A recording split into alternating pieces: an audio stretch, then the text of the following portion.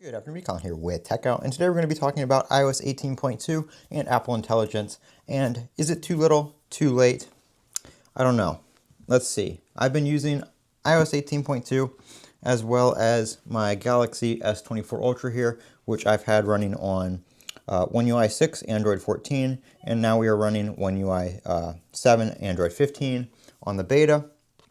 And I've also got my Google Pixel 9 Pro XL here, which we are running on QPR2 Android 15, the beta for that. I know it doesn't look like I've used it, but I have been using this device quite regularly. It is just not set up right now because I am going back and forth between different betas and custom ROMs and all that kind of stuff, trying some different things out. So I've had quite a bit of experience on the Android side of things when it comes to AI and all that kind of stuff with Google's Gemini and Chat GPT and that kind of stuff. And as far as on-device intelligence, the Pixel and the Samsung do it a little bit differently, but Samsung came out with their intelligence features about around when the S24 Ultra launched, so almost a year ago at this point. And we've got some new stuff rolling out here in One UI 7, but a lot of this stuff was also available in One UI 6. But we have call recording now, we have the call assist, the chat assist, all that kind of stuff. And now with Google's Gemini being something that you can use as your voice assistant, and you have the Gemini live chat and all that kind of stuff, that is very, very capable. Whereas on iOS, we still don't have Siri 2.0. We still don't have the new refined Siri that's a lot smarter, contextually aware, and gives you that on-device intelligence with the content in your apps and on your device itself. It's just still not here yet. Siri may have that new look to it, but it's still the same old Siri using the same old intelligence as it was before. We do have some other stuff like the Genmoji support now here in 18.2, which just rolled out, but Apple's really rolling these features out really slowly, whereas on the Android side of things, a lot of these manufacturers, Samsung, Google, OnePlus, all their features are, just getting out there and ready to go.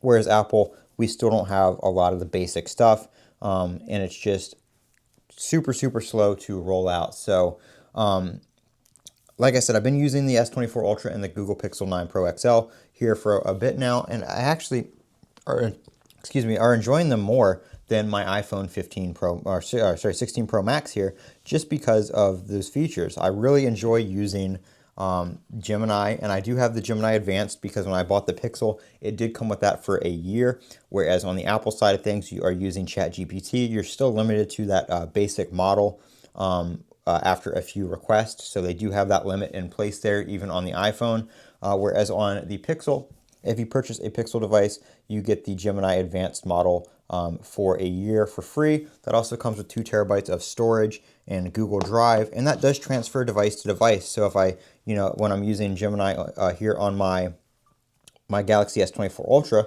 since it's, my same account, I still have the Gemini Advanced, the 1.5 Pro, and we just saw the announcement of the 2.0 model coming out, which is very, very cool.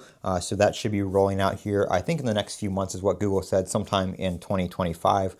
So really, they are really stepping up their game on things on Android and on the Google side of things, because most of the voice intelligence stuff on your Androids is going to be from Google, whereas you have this other stuff, the Galaxy AI kind of stuff from Samsung that's there as well. But what I use most is the Gemini and that kind of stuff, just for asking it questions and getting those intelligent, thought out responses that are more than just a Google search, which you can do now on Siri on 18.2 with the Chat GPT integration, but it still uses the basic Siri first, and then if Siri doesn't know the answer, it goes to the Chat GPT. It's not just kind of all one and done where you can ask Siri something and just get a really good Chat GPT response or AI response in general, because like I said, we still don't have Siri 2.0, and that's probably not something we won't see until later mid-year 2025. So we're still a ways out for that. Hopefully in the beta here in the next, maybe the 18.3 beta or 18.4 beta, probably the 18.4 beta, we will see